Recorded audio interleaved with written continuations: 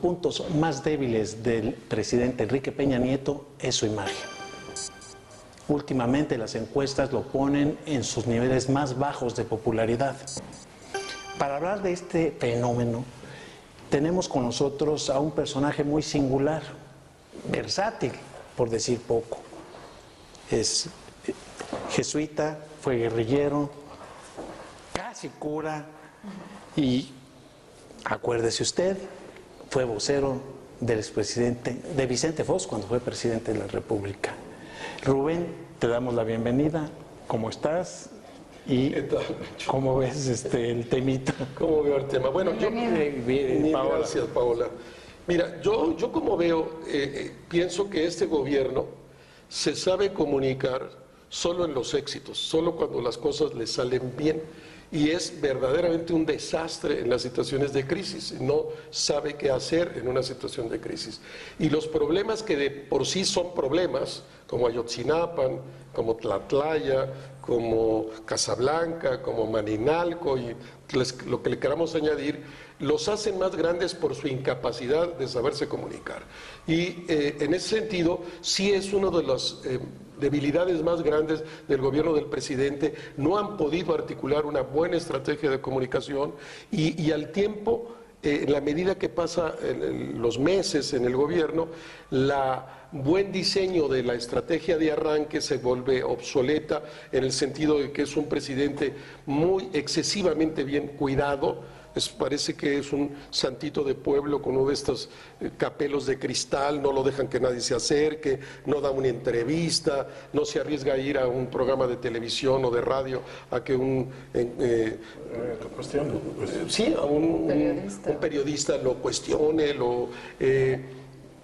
permanece el tipo de eventos y el diseño de los eventos es en realidad un poco alejado de la gente, sus discursos son absolutamente de lo políticamente correcto. Yo si fuera periodista no tomaba una línea, no son interesantes nunca, me parecen aburridísimos, anodinos, porque cumplen con la lógica de la vieja manera de hacer política del PRI y en particular de la del Estado de México, que es la más atrasada de todo el país, que recoge los viejos vicios de Tlacomulco, es el constructor, digamos, de la liturgia cívica del PRI, de cómo se ponen las manos y cómo se dicen las cosas, y en ese sentido eso funcionó en otra época de la historia del país, hoy no funciona y me parece que son ellos presos de su propia manera de ser y que son incapaces en razón de eso de ser atractivo a los medios y a través de los medios de ser atractivo a la ciudadanía. Uno de los puntos, por ejemplo, que la ciudadanía con insistencia ha criticado es que a pesar de que ha habido situaciones verdaderamente de crisis, el presidente no hace cambios. Un ejemplo, la fuga del Chapo Guzmán. Se quedó, los detenidos quedaron en 3 funcionarios menores, no hay castigo a los responsables, alguien tiene que asumir esa gran responsabilidad y parece que pues no pasa nada, ¿no? Mira, es absolutamente como tú lo planteas y hasta provoca pues duda metódica de parte de cualquier seguidor de la coyuntura nacional, de un analista político, de un académico. Yo, con muy buenos amigos priistas, he preguntado, porque me llama la atención, yo hubiera corrido a la mitad del gabinete, y al final que paguen los que cometen los errores. ¿Por qué el presidente? ¿Por qué si el presidente en un video le dice a Osorio Chong que lo hace responsable y Osorio Chong no responde, pues se tiene que ir, o lo tienes que pedir que se vaya? Debilita al presidente y debilita al propio secretario, que ya es un fusible quemado desde mi punto de vista, ocurre en todos los sistemas.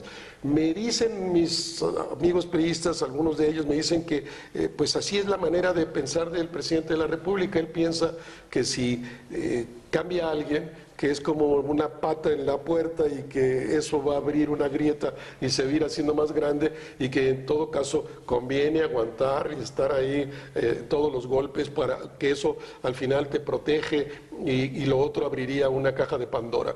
Yo no estoy de acuerdo, pero me parece pues que debe de ser cierto, porque al final de cuentas tú ves, hay una decena de situaciones que arrancó el presidente al tiempo de hoy que ameritarían haber cambiado al uno o otro secretario, haber cambiado el conjunto del gabinete para fortalecerse después de crisis tan violentas como la de Ayotzinapa, cosas que ha hecho la presidenta Bachelet, cambiando, pidiendo la renuncia de todo su gabinete, después afirmas a unos u otros, es una lógica que se utiliza mucho en los regímenes parlamentarios y que pides la renuncia y luego vuelves a construir gabinete. No, de verdad me cuesta trabajo entender por qué esta cerrazón del presidente, y termino por aceptar la explicación que me dan amigos priistas de que él piensa que correr a alguien es abrir una pequeña grieta y que se va a ir haciendo grande y que le haría mucho más daño. Te voy a precisar antes de que Paola aviente su pregunta. Uno de los periodistas que están cerca del presidente me dijo que es el presidente que más resistencia tiene a hacer los cambios bajo presión, porque él piensa que eso es una señal de debilidad. Un poco lo que tú estás diciendo. Seguramente que corre entre los priistas esa idea o esa explicación. Ahora, pero frente a este panorama de omisión en los cambios que definitivamente, al menos aquí por eso estamos todos de acuerdo, que eran necesarios en su momento para hacer frente a estas crisis tan importantes, cuando hablamos ya de los números de desaprobación de popularidad, entonces siento que sí reaccionan. ¿A qué me refiero? Con el tema de Manlio Fabio. Definitivamente una sorpresa para todos y yo creo una decisión no grata para el presidente. Es decir, de entrada, todos sabemos, no es de los suyos. Y hay dos temas que se han estado tocando, incluso Pancho lo ha estado tocando también en su columna. Por un lado, que el hecho de preguntarle si cree que de verdad Manlio va a fungir ahora como un tipo de vicepresidente, es decir, una mano que en este momento pareciera que el presidente necesita. Creo que eso sería un foco rojo. Y por el otro lado, la proximidad, esta sana distancia que en algún momento pues nació también del priismo y una vez más se retoma, pero en boca de Manlio Fabio diciendo que eso no va a existir y por mucho siendo condenado y diciendo, bueno, pues eso sería un retroceso total. Así que ahí están las dos preguntas, un tema, la vicepresidencia y la sana distancia. Me parece esta afirmación del ahora nuevo presidente del PRI, todavía no en funciones y todavía no han pasado los hechos, pero ya todo el mundo lo da por hecho, pues no hay más que un candidato, ya está en gira triunfal por el país, y esa frase viniendo de él, y vamos a poner de mal pensado, esa frase viniendo de él, que no habrá ya ninguna sana distancia entre el partido y el presidente, entonces ¿quién gobernará? ¿El partido? Exacto. Entonces él está para sí diciendo, ahora yo voy a gobernar. Yo tengo como ciudadano común y corriente derecho a hacer esta interpretación, o será el partido en favor solo del presidente. Pero en esta situación, viendo el personaje Peña Nieto y viendo el personaje Manlio Fabio Beltrones, se presta para esta interpretación. ¿Quién será el que gobierna? Peligrosa cercanía que sería la que nos lleve a deducir entonces el rol del vicepresidente supuesto. Desde la presidencia del partido. Sí, uno tendría derecho a hacer este tipo de interpretaciones, Pero precisaríamos ahí la declaración, porque también se le un poco se descontextualizó. Lo que él dijo es, no habrá sana distancia, lo que habrá es sana cercanía en las decisiones partidistas. Pero pues todo el mundo quitó la parte de las decisiones partidistas y se quedó con lo que habrá es sana cercanía. Es decir, también yo entiendo que el presidente, y creo que no está mal que el presidente sea apoyado por su partido. En todos los países, tú lo sabes, en todas las democracias el presidente siempre lo apoya a su partido, es lo común, es lo ordinario. Lo que pasa es que aquí teníamos el antecedente de que el presidente ejercía facultades metaconstitucionales. Eso por un lado. Que la sigue ejerciendo. Que la sigue ejerciendo, pero ya no. Él puso al presidente del partido. Ahora, sí. Ahora, sí. Pues no lo están eligiendo los priistas, lo está eligiendo el priista, ¿no? El priismo sigue con el presidente como eje articulador, ¿no? Que eso era antes. Pero el sistema no es el de antes. No, desde luego que no es el de antes. No es el priismo aquel autoritario, no es aquel priismo. Para empezar, no tienen los instrumentos porque el Congreso no lo controla. Bueno, ha cambiado muchísimo el país y el que no lo quiera reconocer se equivoca absoluto. Y yo, Paula, añadiría, a mí me parece, en la lógica que tú decías, yo estoy totalmente de acuerdo contigo, me parece que el presidente toma esta decisión, aunque no es la gente más cercana, de cara al 18. Sí.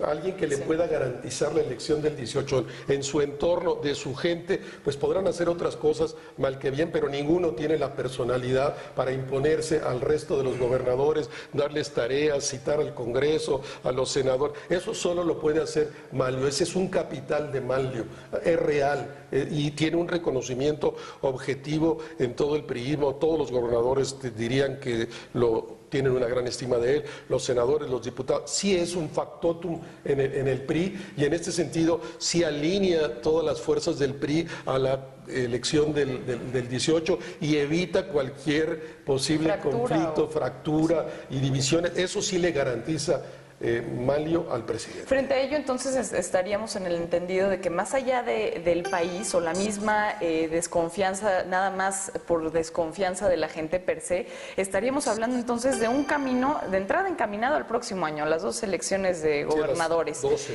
¿no? Entonces, para empezar, ¿no? Y la baja en la popularidad no es nada más del presidente, es también del PRI, de todos los partidos, están en crisis, pero del PRI también. Esto los va a ayudar, los va a fortalecer, porque no estoy segura de que Manlio sea una figura en la que hoy en día el mexicano confíe. Mira, te voy a decir que sí, ¿en qué sentido? A mí me parece que hace por lo menos este sexenio, el PRI asume que ya no es capaz de convencer a nadie que no sean los suyos. Entonces, lo que se trata de hacer es exactamente lo que ocurrió en la elección del 7 de junio, que el 29% de los votos fueron a favor del PRI, que es exactamente su voto duro. Por el PRI solo votan los priistas, no vota ya nadie del entorno social. Su estrategia para crecer ante esta realidad, que a lo mejor en el 18 será 26 y ya no 29, es el verde. Por eso es tan importante para ellos el verde. En esa su alianza, el que sí crece es el verde y hace la suma para poder tener mayoría en la Cámara de Diputados. Pero yo pienso que los priistas renunciaron ya a traer el voto del entorno, y nada más si es consolidar y hacer salir toda la estructura el día de la elección a partir solo de su fuerza. Sin embargo, tenemos hoy un nuevo contexto, Rubén, donde el triunfo del Bronco, por ejemplo, está reflejando un rechazo de la gente a los partidos tradicionales, en este caso en Nuevo León al bipartidismo. La irrupción de, digamos, los candidatos independientes, la figura del Bronco, rechazo que reflejan de los partidos tradicionales, los triunfos de Manuel Cloutier, de Kumamoto, de los 3 presidentes municipales, de los 3, Morelia, Comonfort y García. Y que uno de los estados más industrializados, y no es que más, que es Nuevo León, está en manos de un candidato independiente. Mira, ¿qué te está diciendo este fenómeno? Sí, yo sé, es real, y yo asumo que hay un descontento de la ciudadanía respecto a los partidos, es real.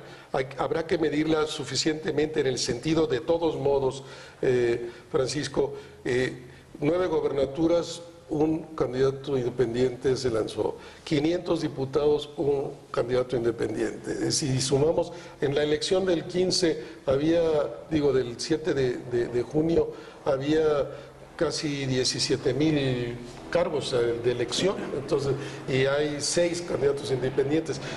Yo pienso que va a ser algo importante, nuevo, que va a estar siempre presente en las elecciones del país, pero todavía es un fenómeno muy inicial, donde los partidos tienen que tener unas ventajas abismales respecto a las candidaturas, y no pienso que sea el factor que va a determinar la realidad política del país. Los partidos por muchos años más seguirán siendo la gran fuerza. Sí vamos a ver seguramente que con el éxito del Bronco, y que sí es un disparador para otros, vamos a ver probablemente 12 candidatos independientes o más a las gobernaturas del próximo año. Va a ir creciendo, pero en un fenómeno que pensaría yo relativamente lento, va a ir sufriendo ajustes, va a depender muchísimo otra vez de cómo en las leyes electorales de los estados o en la federal se financia o no a las candidaturas.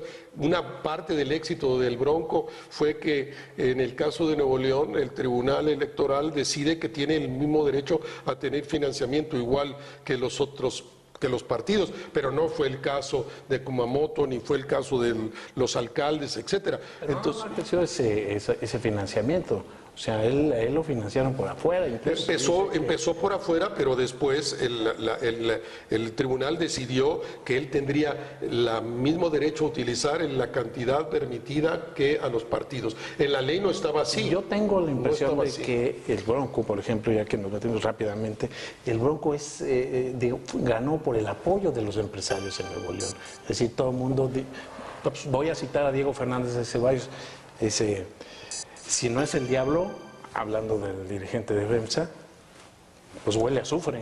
Es decir, a mí me queda claro y ahí la expresión... Y esa tentación se puede trasladar al 18. Pues sí se puede, pues, pero está detrás del PRI también, está detrás de todos los partidos. Ahora es más evidente en un candidato independiente, pero acuérdate la charola del PRI de 20 millones pasándole, sigue esa práctica, aunque no se diga. Además del dinero del gobierno federal, hay dinero privado para los partidos. Esto no es un fenómeno de los independientes. Y te diría que seguramente hoy mucho más dinero comprometido del capital privado con los grandes partidos que con los independientes. Nada más que esas cosas se esconden, no salen a la luz porque está la ley, pero no me parece que sea el fenómeno fundamental. Es importante, lo explica, y puedes ganar como moto sin dinero, sin ningún peso, ¿no? O sea, también puedes ganar una elección si eres inteligente y sabes articular ciertas propuestas. Sí es un nuevo episodio de la historia de México, evidente,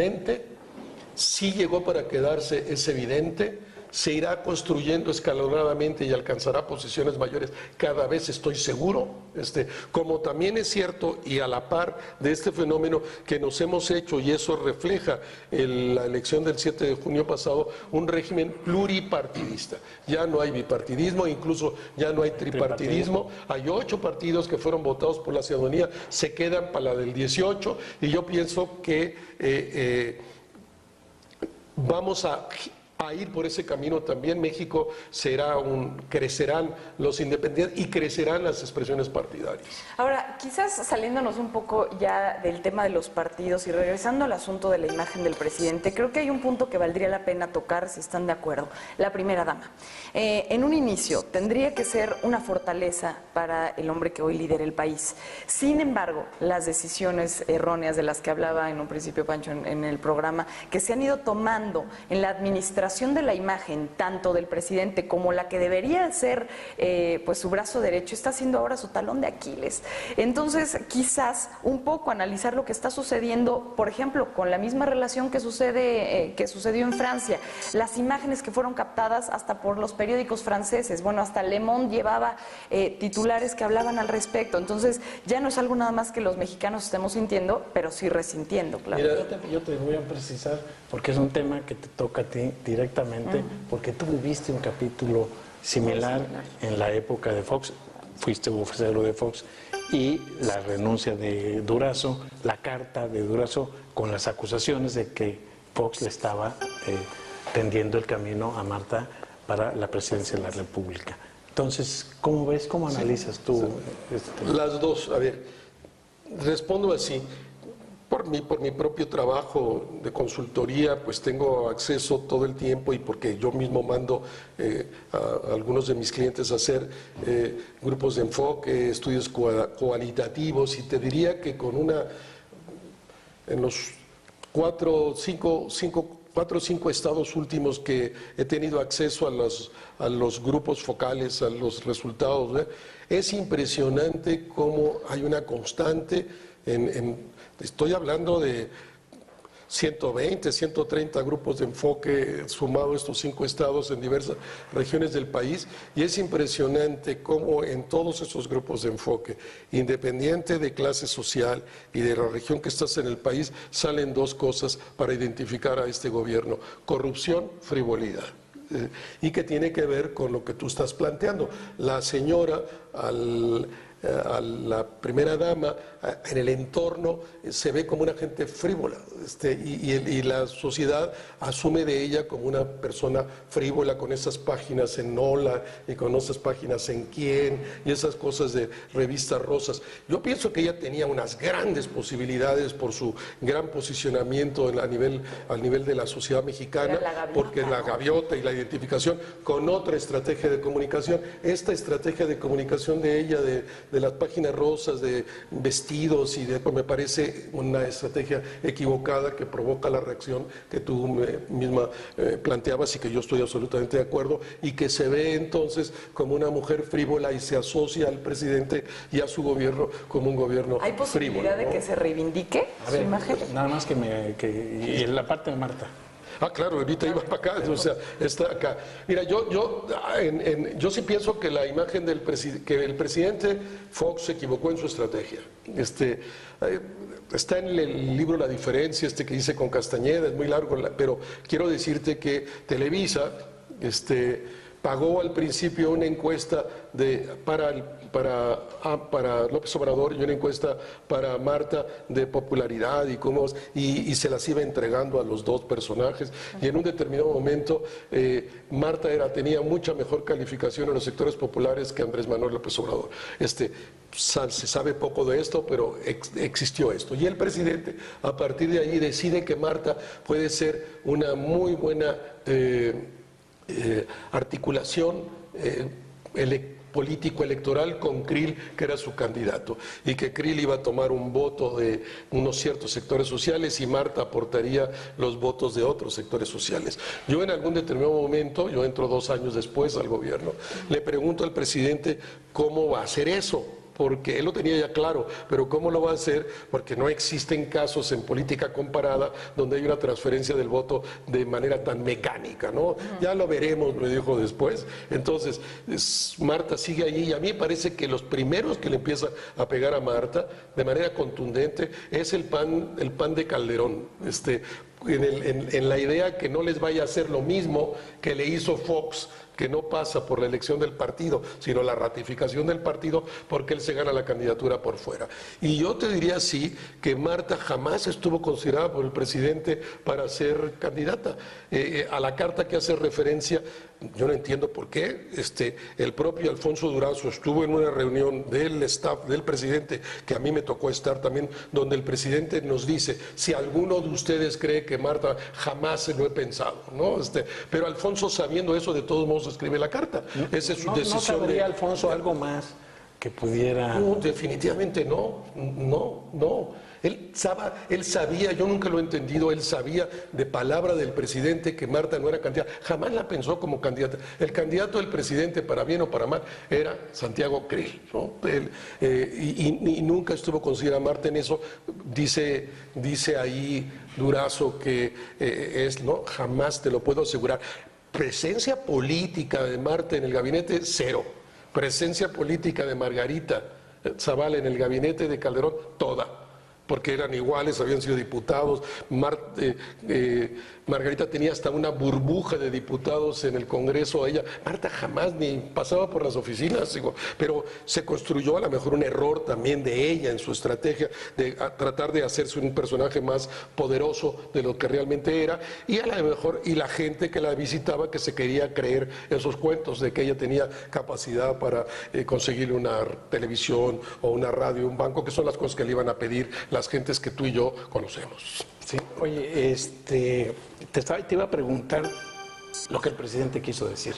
Por ahí leí que tú niegas la existencia de esa frase como tal, o sea, de corrección a lo que el presidente Fox decía. Entonces, pero eso te hizo famoso y te dio hasta un personaje en una serie muy popular que se llamó El privilegio de mandar, en Tata Arvizu.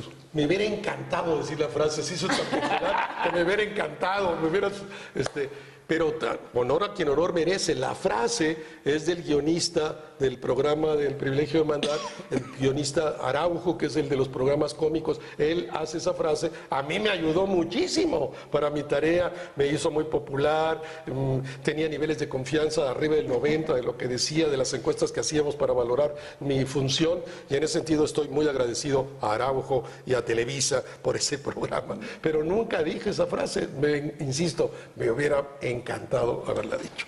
Paola. Pues ya creo que ahora sí es momento de irnos, y pues ahora hasta el próximo Arsenal. Muchísimas gracias por haber estado con nosotros, y bueno, pues hasta el próximo sábado también. Hasta el próximo sábado, ya lo sabe, 18:30 horas en su Arsenal. Muchas gracias, Raúl. Gracias. Rubén, perdón. Hola, mil por gracias. esta plática tan amena. Ojalá tuviéramos más tiempo y le seguíamos con tantas anécdotas que Con tiene. tanto. Te invitamos a seguir cuestionando la información con los siguientes videos.